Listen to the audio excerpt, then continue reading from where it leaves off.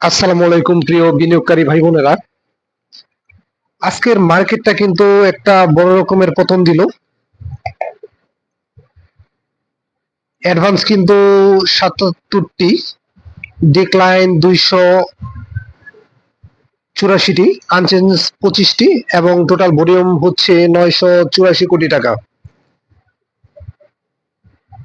আসলে মার্কেট একটু বাড়লেই কোয়ারি এটা সেটা, তারপরে মার্জিন ইস্যু, এই ধরনের একটা না একটা ইস্যু আসলে রেডি করা থাকে এবং মার্কেটে এই ইস্যুটাকে ছড়িয়ে দেওয়া হয়। ছড়িয়ে দেওয়ার পরে মার্কেটে একটা প্যানিক তৈরি হয় এবং মার্কেটটা কিন্তু বাজেভাবে পতন হয়।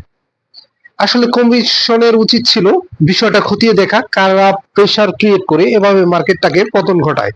বিনিয়োগকারী ভাই বোনদের বলবো, আপনারা মনে সাহস রাখেন, ধৈর্য রাখেন। এই মুহূর্তে ছোটাছুটি করা যাবে না। নিজের হাতে থাকা যৌক্তিক প্রাইজে কেনা স্টকটা, যৌক্তিক প্রাইজে কেনা আপনার হাতে থাকা স্টকটা ভয়ে প্যানিকড হয়ে সেল দিবেন না। মার্কেট আশা করি আগামী ২-১ দিনের মধ্যে ঘুরে যাওয়ার একটা পসিবিলিটি আছে। যেহেতু বিগত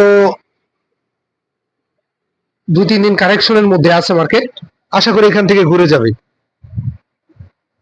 মার্কেটে প্রতিনিয়তই কারেকশন আসে, গুজব আসে, আমরা কিন্তু এগুলার সাথেই আসলে এই মার্কেটে টিকে আছি। আপনাদের এই মার্কেটে কিন্তু এভাবেই টিকে থাকতে হবে।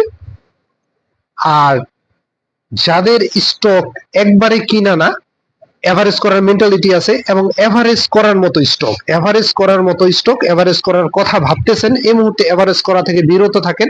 অন্তত একদিন পজিটিভ হোক, এবং পজিটিভ হলে হবে না, আপনার হাতে থাকা স্টকটার এভারেজ করার পজিশনে আছে কিনা সেটাও আপনাকে বিবেচনা করে তারপরে এভারেজ করতে পারবেন।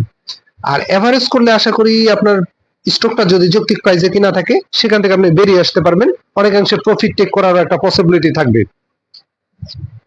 আসলে এই জন্য আমি বারবার বলি, একটা স্টক কেনার আগে ১০ বার ভাবেন, প্রয়োজনে বসে থাকেন।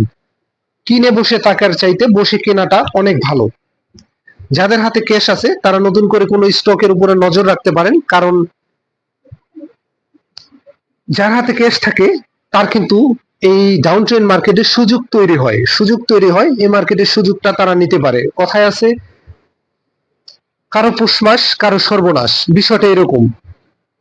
যাদের হাতে ক্যাশ আছে, অধিকাংশ বিনিয়োগকারীদের আসলে ক্যাশ রাখা সম্ভব না, রাখতে পারিও না আমরা। যাদের আছে শুধুমাত্র তারা তারা চাইলে কিছু স্টকের উপর নজর রাখতে পারেন এবং এই সুযোগটাকে কাজে লাগাতে পারেন। আর যারা কিনে ব্লক হয়ে আছেন এবং মোটামুটি একটা যৌক্তিক প্রাইসে কিনতে পারছেন, তারা ধৈর্য ধরেন। ধৈর্যের কোনো বিকল্প নাই, প্যানিক হবেন না। মার্কেট কিন্তু প্রতিনিয়তই আমাদের প্যানিক দেয়, এটা কিন্তু আমরা দেখে আসতেছি, প্রতিনিয়ত প্যানিক দেয়। আর এই প্যানিকটাকে, ভয়টাকে যে জয় করতে পারবে, শেষ হাসি সেই হাসতে পারবে। তো আমি সেক্ষেত্রে আপনাদের বলবো, ভয় পাবেন না। যৌক্তিক প্রাইজে, অবশ্যই যৌক্তিক প্রাইজে আপনার হাতে থাকা স্টকটা যদি বাই করা থাকে আপনি ধরে রাখেন।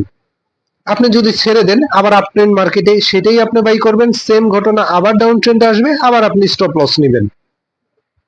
এই জন্য একটা স্টক কেনার আগে আপনার সঠিক প্ল্যানিং থাকা উচিত, যে স্টকটা কেনার পরে ইন্ডেক্স এরকম হতে পারে, আপনার হাতে থাকা স্টকটার প্রাইস ডাউন হতে পারে, সেক্ষেত্রে আপনার করণীয় কি। যাই হোক, এখন যে পজিশনে, যেহেতু একটা কারেকশন দিয়েছে, আশা করি আগামী ২-১ দিনের মধ্যে মার্কেটটা ঘুরে যাবে, আপনারা প্যানিকড হবেন না। আর মার্জিন ইস্যুটা আসলে মার্কেটের জন্য একটা বিস্ফোরা, এটা ইস্যু করে কিন্তু মার্কেটে নেগেটিভ তথ্য প্রচার করা হয় এবং মার্কেট পতনে গুরুত্বপূর্ণ ভূমিকা রাখে। এই মার্জিন ইস্যুটাকে আসলে সমাধান করা উচিত, প্রয়োজনে মার্জিন লোনটাকে একেবারে বাতিল করে দেওয়া উচিত। এটা হচ্ছে পুঁজিবাজারের বিস্ফোরা। যাই হোক, আপনারা আপনাদের হাতে থাকা স্টকটা যদি যৌক্তিক প্রাইসে কেনা থাকে, তাহলে ধরে রাখেন। আগামী ২-১ দিনের মধ্যে আশা করি মার্কেটটা ঘুরে যাবে, কারণ কন্টিনিউ মার্কেট আগের পর্যায়ে যাবে না, পতন হবে এবং আপট্রেন্ডে যাবে।